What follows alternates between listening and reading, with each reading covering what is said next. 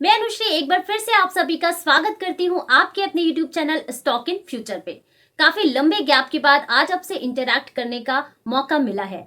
This is because I was on a long vacation but now finally I am back और आपसे बातचीत करने का सिलसिला फिर से शुरू हो रहा है।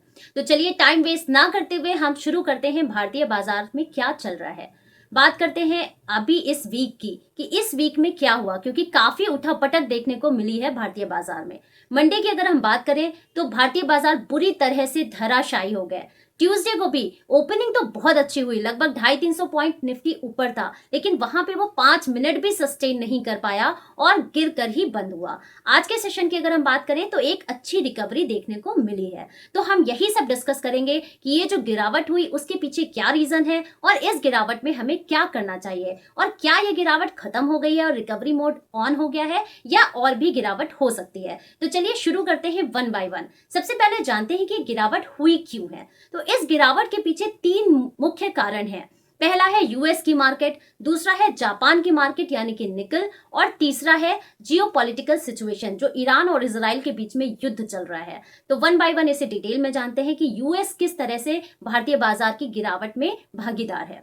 तो यूएस में आप सभी को पता होगा कि रिसेशन आने की संभावना साफ दिखाई दे रही है, जैसा कि यूएस की मार्केट को देखते हुए लग रहा है। क्योंकि यूएस में अगर आप 2 दिन पहले जो गिरावट हुई है उस पर ध्यान दीजिए तो विक्स इनका 50% तक उछल गया था, यानी काफी हाई वॉलेटिलिटी चल रही है। अच्छा, वो हो क्यों रहा है, क्या रीजंस है? 2-3 रीजंस हैं। पहला तो इनका जो इन्फ्लेशन का डेटा आया है वो काफी खराब आया है। दूसरा, इनका जो अनएम्प्लॉयमेंट का डेटा है वो भी काफी खराब आया है। तो इसी के चलते वहां पे रिसेशन के चांसेस, और इसी डर की वजह से यूएस मार्केट धराशायी हुए। उसका इंपैक्ट भारतीय बाजार पे पड़ा और भारतीय बाजार भी गिरे हैं।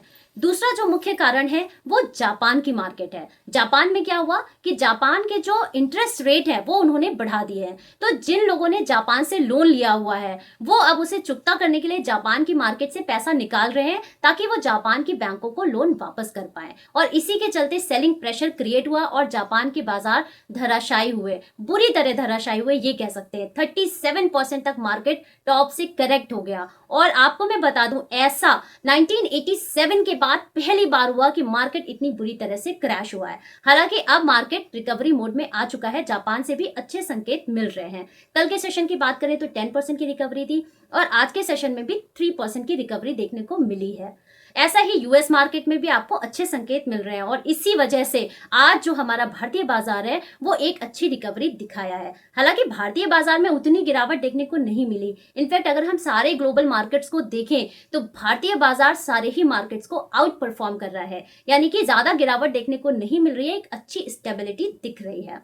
तो अब ये जानते हैं कि क्या ये गिरावट कंटिन्यू रहेगी और होगी, हो सकती है कि नहीं, या रिकवरी मोड ऑन हो गया है। तो दोस्तों मैं आपको बता दूं कि एक रेजिस्टेंस लेवल है भारतीय बाजार का, निफ्टी का एक लेवल है 24,400।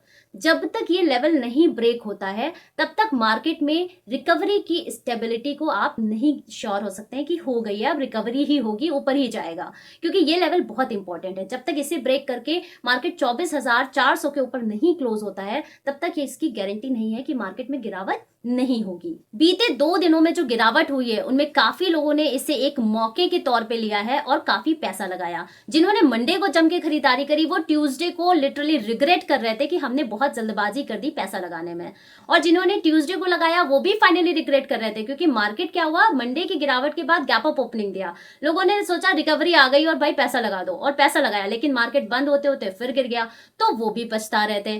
फाइनली वो दोनों आज थोड़े से सुकून में है क्योंकि निफ्टी 300 पॉइंट्स तक रिकवर हुआ है। तो आज जाकर के एक अच्छी रिकवरी देखने को मिली है। तो अब हमें क्या करना चाहिए? क्या हमें अपना जो भी पैसा हम इन्वेस्ट करना चाहते हैं वो पूरा लगा देना चाहिए, या हम किस तरह से मार्केट में इन्वेस्ट करें, या क्या हमें अपना पैसा निकाल लेना चाहिए कि फर्दर गिरावट ना हो? तो इसको हम डिस्कस करेंगे। तो सबसे पहले मैं आपको बता दूं कि हर गिरावट भारतीय बाजार में या किसी भी बाजार में एक शानदार मौका होता है मार्केट में इन्वेस्ट करने का। तो डेफिनेटली आपको इन्वेस्ट करना चाहिए, लेकिन कैसे? बहुत ही अच्छी स्ट्रैटेजी के साथ आपको इन्वेस्ट करना चाहिए। मान लीजिए कि अगर आपको 100 रुपए मार्केट में लगाने हैं, आपके पास 100 रुपए हैं, तो आप एक साथ उन 100 रुपए से बाइंग मत करिए, आप उन्हें चंक्स में बाय करिए। यानी कि अगर 100 रुपए लगाने हैं तो आप 30 रुपीज कल लगा दीजिए, अगले 30 रुपीज अगर आपको लगता है रिकवरी मोड है तो फिर से लगा दीजिए 30 रुपीज, और बाकी का 40 जब 24,400 अगर मार्केट पार हो जाता है तो बाकी का 40 यानी आप अपना पूरा पैसा मार्केट में लगा सकते हैं। तो पहला रूल है कि चंक्स में बाय करिए, एक साथ सारा पैसा मत लगाइए। रूल नंबर 2 कि कहाँ इन्वेस्ट करना है। तो सबसे पहले आपको ये ध्यान रखना है कि आप किस सेक्टर में इन्वेस्ट कर रहे हैं। तो उसके लिए आपको ये ध्यान रखना है कि जो फ्यूचर ओरिएंटेड बिजनेसेस हैं आप उनमें इन्वेस्ट करिए। जैसे कि सरकार का इंफ्रा पे काफी फोकस है तो आप इंफ्रा के स्टॉक में करिए, डिफेंस के स्टॉक में करिए, इसके अलावा ग्रीन एनर्जी, रिन्यूएबल एनर्जी, इनमें आप इन्वेस्ट करिए, शिपिंग में इन्वेस्ट करिए, रेलवे में इन्वेस्ट करिए। तो ये सारे आपके सेक्टर्स हैं जो फ्यूचर में काफी अच्छा स्कोप रखते हैं, तो सेक्टर का जरूर ध्यान रखिएगा।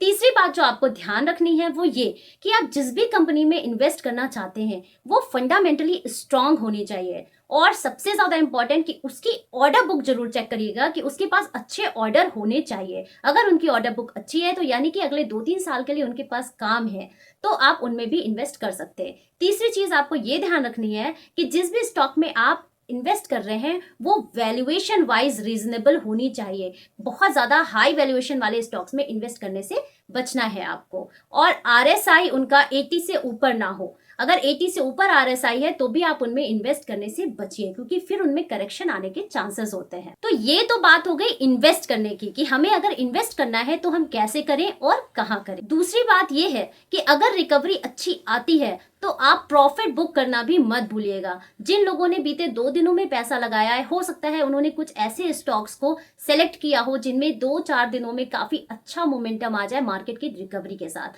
तो आप प्रॉफिट बुक करना बिल्कुल भी मत भूलिएगा, क्योंकि जितना जरूरी इन्वेस्टमेंट करना है उतना ही जरूरी मार्केट से पैसा निकालना भी है, क्योंकि हम और आप चाहे जो भी हैं वो पैसा बनाने के लिए बैठे हैं मार्केट में। तो आप प्रॉफिट बुक करना मत भूलिएगा। मैं आपको कुछ सेक्टर स्पेसिफिक स्टॉक्स के नाम बताती हूँ जिन्हें आप अपनी रेडार पे रख सकते हैं। बात करें अगर हम डिफेंस सेक्टर की तो HAL, BDL ये ऐसे स्टॉक्स हैं जिनको आप अपनी रेडार पे रख सकते हैं।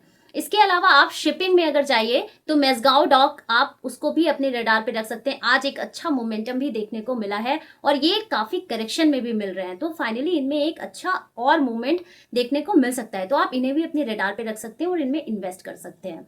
फिर आते हैं इंफ्रा के स्टॉक्स पे। तो इंफ्रा के स्टॉक्स में आपका IB रियल एस्टेट हो गया, अहलूवालिया कंस्ट्रक्शन जो बहुत अच्छी अपॉर्चुनिटी दे रहा है इस टाइम, आप डेफिनेटली इसमें आप इन्वेस्ट कर सकते हैं। इसके अलावा आपका हो गया सिग्नेचर ग्लोबल और बहुत सारे ऐसे, शोभा रियल्टी हो, आप सब में इन्वेस्ट मत करिए, आप उनमें फिल्टर करिए, उनका एनालिसिस करिए और जो आपको अच्छे लग रहे हैं उनमें आप इन्वेस्ट कर सकते हैं। अब इंफ्रा स्टॉक में भी बहुत सारे ऐसे स्टॉक हैं जो कंस्ट्रक्शन करते हैं, लेकिन बहुत सारे ऐसे हैं जो साइडवेज होते हैं, जैसे इक्विपमेंट सप्लाई करते हैं, उसके लिए हो गया एस में भी एक बहुत अच्छी बाइंग अपॉर्चुनिटी बनी हुई है, तो डेफिनेटली इसे भी आप अपनी रडार पे रख सकते हैं अगर आप इसमें इन्वेस्ट करना चाहते हैं तो।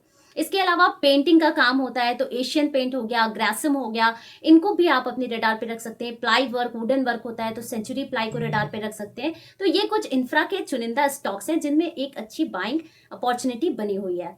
दूसरा आपका हो गया जो खुद शेयर मार्केट से जुड़े हुए हैं, यानी कि जितना शेयर मार्केट में खरीद बेच होता है ये स्टॉक की ग्रोथ उन पे डिपेंड होती है। ये 2 स्टॉक्स हैं, कैम्स है और CDSL है, जो अपने सेक्टर में मोनोपोली रखते हैं और ये भी एक अच्छी अपॉर्चुनिटी दे रहे हैं। लगभग 15-20 करेक्ट हो चुके हैं, 15-20% ऊपर से करेक्ट हो चुके हैं, तो इनमें भी एक अच्छी अपॉर्चुनिटी दिख रही है, तो इन्हें भी आप अपनी रडार पे रख सकते हैं। इसके अलावा आपके पास हो गया रेलवे के स्टॉक्स। रेलवे के स्टॉक्स भी बहुत अच्छा पैसा बना के देते हैं अपने इन्वेस्टर्स को, ये भी इस समय एक अच्छी करेक्शन में मिल रहे हैं, तो IRFC, RVNL, Ircon international, Titagarh rail system, इन सबको भी आप अपनी रडार पे रख सकते हैं। इसके अलावा सबसे हमेशा एवरग्रीन रहने वाला सेक्टर FMCG सेक्टर, जिसमें मैरिको हो गया, ब्रिटानिया हो गया, HUL हो गया, इन्हें भी आप अपनी रडार पे रख सकते हैं। तो ये थी मेरी तरफ से एक छोटी सी वीडियो। मैंने जितने भी स्टॉक बताए हैं, अब ऐसा मत करिएगा कि मैंने इनका नाम ले लिया तो कल मार्केट खुलते ही आप इनमें पैसा लगा दीजिए। आप अपना एनालिसिस करिए, इनमें से फिल्टर करिए, कंपनीज को स्टडी करिए, तब आप इनमें बाइंग का डिसीजन लीजिए और अपने स्टॉक एडवाइजर से जरूर डिस्कस कर लीजिएगा कोई भी इन्वेस्टमेंट करने से पहले। आई होप कि मेरी वीडियो और इन्फॉर्मेशन आपको पसंद आई होगी। मिलते हैं मेरी नेक्स्ट वीडियो में दूसरी अपडेट के साथ में। Thank you so much. और हाँ, अगर आपने अभी तक मेरा चैनल सब्सक्राइब नहीं किया है तो सब्सक्राइब कर लीजिए और वीडियो को लाइक शेयर करना मत भूलिएगा। Thank you.